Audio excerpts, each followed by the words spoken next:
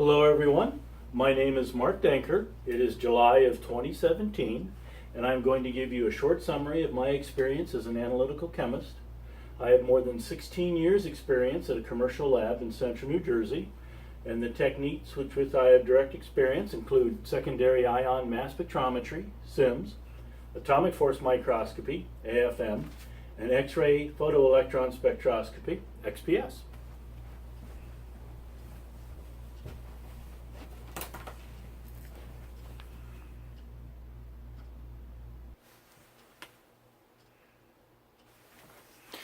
Okay, I will begin with the SIMS technique.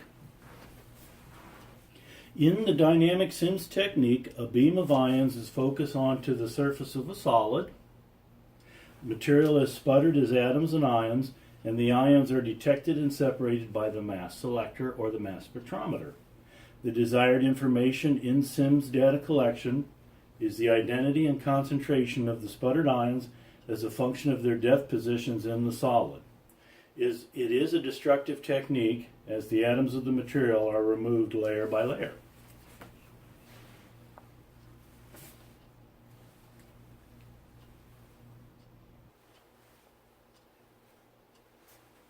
Frequently, a mass spectrum is first collected to determine which elements are present. This involves scanning a selected region of the mass range. In this slide, the sample is a silicon wafer, and the various SI species are observed as the surface is sputtered using an oxygen primary ion beam.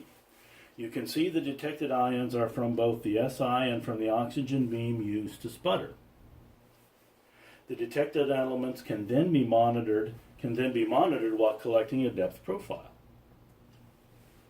In a depth profile, the raw data is counts per second of the monitored elements, shown here, versus time or data cycles.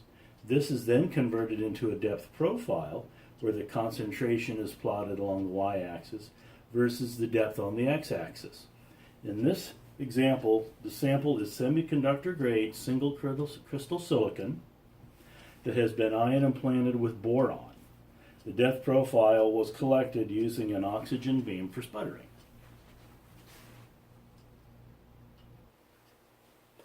Dynamic SIMS is able to obtain depth profiles of complicated multi-layer materials such as the VCSEL shown here. VCSEL stands for Vertical Cavity Surface Emitting Laser. It is a laser diode in which the laser light is emitted perpendicular to the active region of the device.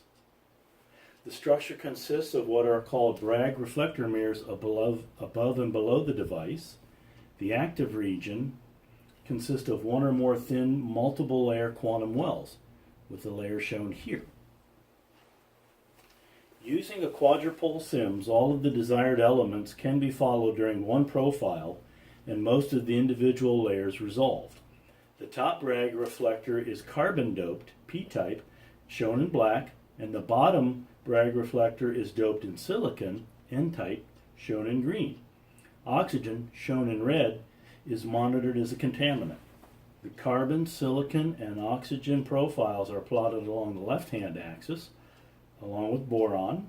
The aluminum and gallium signal is plotted along the right-hand axis, and this allows the separate layers to be observed.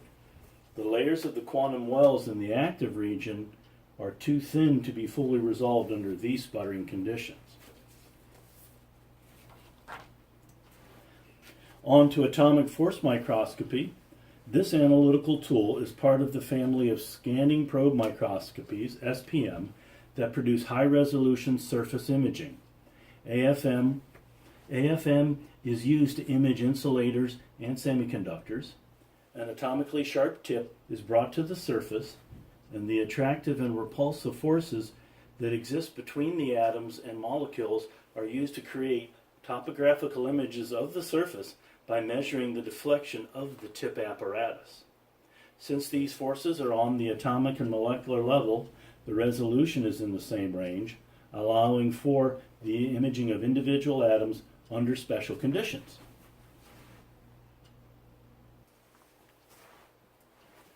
The attractive and repulsive forces between atoms can be represented by the Lennard-Jones potential energy curve. Interatomic distance is on the x-axis in this plot, and on the y-axis is potential energy. Consider according to the model, the atoms are assumed to be hard spheres. Consider two atoms being brought together. The atoms are initially attracted to one another, which is shown as negative potential energy in our plot. As they are brought closer, at some distance they show their maximum attraction, which is the well minimum. In this region, the attractive van der Waals forces are operative. As the atoms move even closer, the attraction begins to diminish until it reaches zero potential energy. Closer than this distance, the forces become repulsive and the potential energy goes to infinity. In this region, the electron clouds are overlapping and the nuclei are repelling one another. This is an AFM image of single crystal silicon that was sputtered with a 10 keV cesium ion beam to a depth of 1 micron using SIMS. Note the topography that has developed. This will affect the depth resolution of the SIMS profile. The AFM images were collected with the Digital Instruments Nanoscope 3 AFM using contact mode with a silicon nitride probe or tip. All of the SPM techniques allow numerical manipulations of the images using computer-assisted computational methods. The measurement of the topographical features in 3 dimensions allows many values to be calculated, such as the root mean square, RMS roughness, surface height histograms, Fourier transforms to determine periodicities, and others. For example, the FT applied to this image shows that the wavelength of the ripples is between 100 and 110 microns.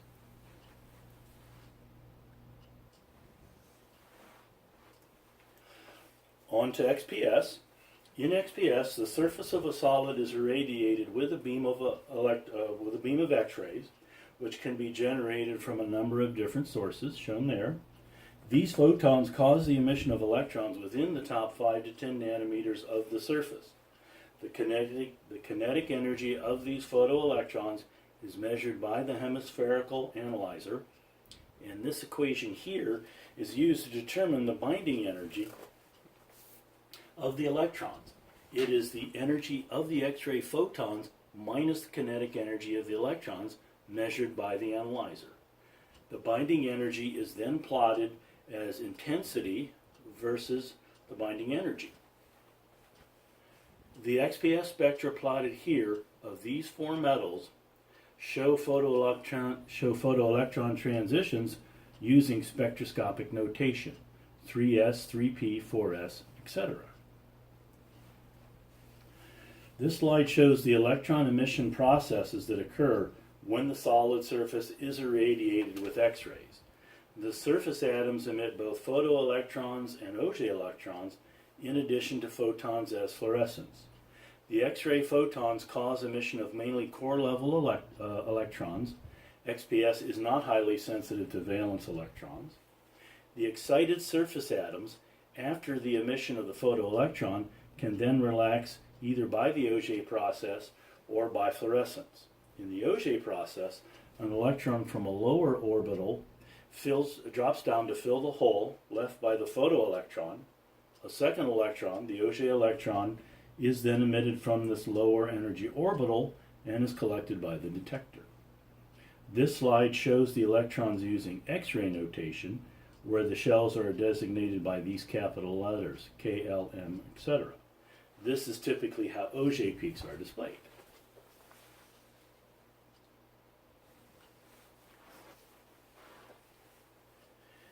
As mentioned, the XPS data consists of both photoelectrons and Auger electrons. The surface shown here is copper.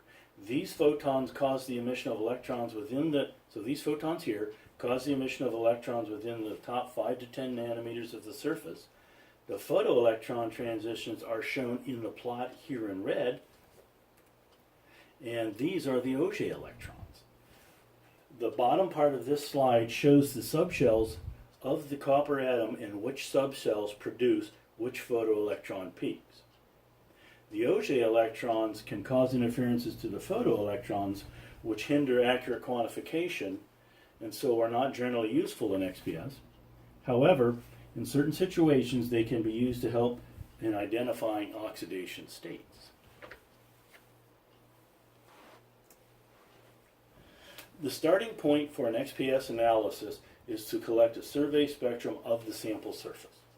It is a relatively quick spectrum at a lower energy resolution covering a wide energy range, and it shows all of the elements present on the surface. Atomic concentrations of the detected elements can then be determined.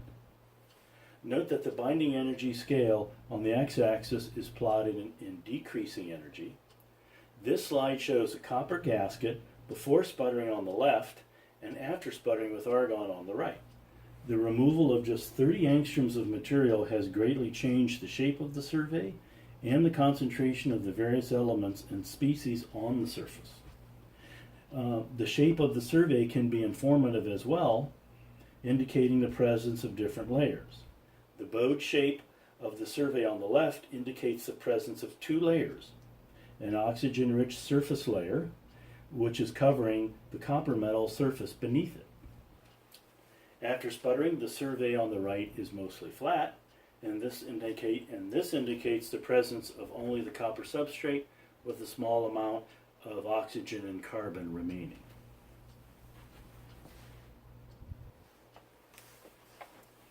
The elements detected in the survey spectrum are then monitored at higher energy resolution in a series of scans of each of these elements' energy windows. This takes longer as the spectrometer integrates each of the selected photoelectron transitions, for example the 2p3 transition for copper, to achieve a high signal-to-noise spectrum. Atomic concentrations can also be determined from these spectra, but the main use of them is the determination of the bonding or oxidation states of the elements. In the high-resolution spectrum of the unsputtered copper surface on the upper left here, several peaks are detected. These indicate the presence of several possible species, including oxides, hydroxides, and carbonates of copper, along with copper metal. After sputtering, the high-resolution spectrum on the lower left of the copper region shows just the presence of copper metal and possibly a small amount of copper plus. I will now finish this presentation with an example of an XPS application. XPS is very good at detecting silicone surface contamination in addition to other kinds of contamination. Silicones are silicon-based organic polymers that find wide use in industry as lubricants, mold release agents, surfactants, defoamers, etc. However, their presence on surfaces, even as a thin layer, can wreak havoc with adhesion processes on things like wood, plastic, or metal coating operations. The coating does not bond properly, and this can lead to delamination problems as the coating separates from the substrate. And they can be very hard to remove before the coating process because they are not soluble in typical organic solvents. Silicones consist of an inorganic silicon-oxygen backbone, shown here, with organic side groups attached to the silicon atoms. One of the most commonly used silicones is PDMS, polydimethylsiloxane. The organic side group is the methyl group, and there are two methyl groups per silicon atom. The slide shown here is an XPS survey of PDMS, prepared as the oil smeared on a glass disc, and then the high resolution window of the 2p transition. It is present here as a single peak, but the curve fit shows that it is really two closely spaced peaks. The binding energy of the larger one of these two is around 101.8, and this can be used to tentatively identify it as silicone Si, as opposed to metallic Si, which is down around 100 eV, or SiO2, which is up around 103.5 eV. However, it could also be a silicate, and silicates appear at around 102 eV as well. And a silicate is silicon with 4 oxygen atoms attached. So if one needs to distinguish between silicones and silicates, a second surface technique such as TOF SIMS would need to be done to confirm that.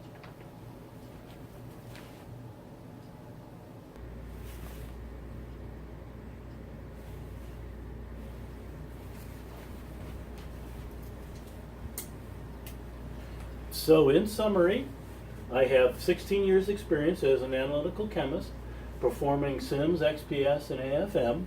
My experience includes interacting with clients on a daily basis and presenting at conferences and lecturing at courses. And my experience includes competence in many different software programs, including both instrument and data processing for these 3 techniques. And then I also have experience with the Microsoft Office suite of programs. Thank you for listening.